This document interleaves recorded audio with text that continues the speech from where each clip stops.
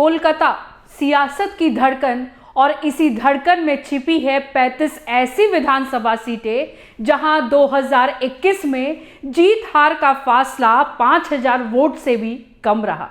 अब 2026 की आहट के साथ ये सीटें फिर चर्चा में है, क्योंकि यहीं से तय हो सकता है कि बंगाल में सत्ता की चाबी किसके हाथ जाएगी। तो चलिए ग्राफिक के जरिए आपको बताते हैं इन 35 सीटों का खेल।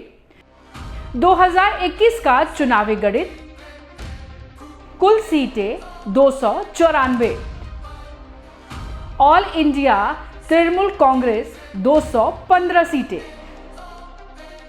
भारतीय जनता पार्टी 77 सीटें। 5000 से कम अंतर वाली सीटें 35। इन 35 सीटों में से 22 पर बीजेपी और 12 पर टीएमसी ने जीत दर्ज की। यानी जहां मुकाबला कांटे का था, वहां पलड़ा कई जगह भाजपा की ओर झुका, और यही बात टीएमसी के लिए सबसे बड़ी चिंता मानी जा रही है। 2021 में ममता बनर्जी का नारा खेला हो बे सिर्फ जुमला नहीं बल्कि रणनीति था। हर बूथ, हर वार्ड में कैडर की ताकत ने टीएमसी को 215 सीटों तक पहुंचाया। दूसरी ओर नरेंद्र मोदी और केंद्रीय नेतृत्व की आक्रामक रैलियों ने बीजेपी को बंगाल में अब तक की सबसे बड़ी सफलता दिलाई। लेकिन असली कहानी इन 35 सीटों में छिपी है, जहां 2 से 15% वोट स्विंग भी सत्ता का समीकरण बदल सकता है।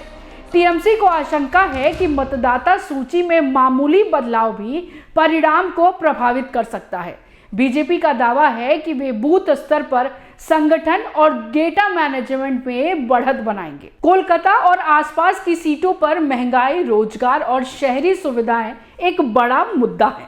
टीएमसी अपनी सामाजिक योजनाओं पर भरोसा जता रही है, जबकि बीजेपी बदलाव का संदेश दे रही है। अगर तीसरी ताकतें मैदान में मजबूती से उतरती हैं, तो कट वोट का खेल इन क्लोज सीटों पर निर्णायक हो सकता है। इस चुनाव में टीएमसी महिला वोट बैंक और लाभार्थी वर्ग पर फोकस लोकल कैडर की मजबूती के साथ मैदान में है।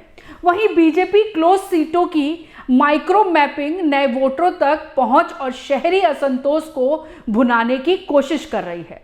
राजनीतिक एक्सपर्टों का मानना है कि अगर इन 35 सीटों में आधी पर भी समीकरण बदले, तो 2026 का परिणाम 2021 से बिल्कुल अलग हो सकता है। कोलकाता की ये 35 सीटें सिर्फ आंकड़ा नहीं, ये बंगाल की सत्ता का बैरोमीटर है। यहाँ हर वोट की कीमत है, हर बूथ का मुकाबला, और हर रैली में संदेश साफ है, खेला अभी बाकी है।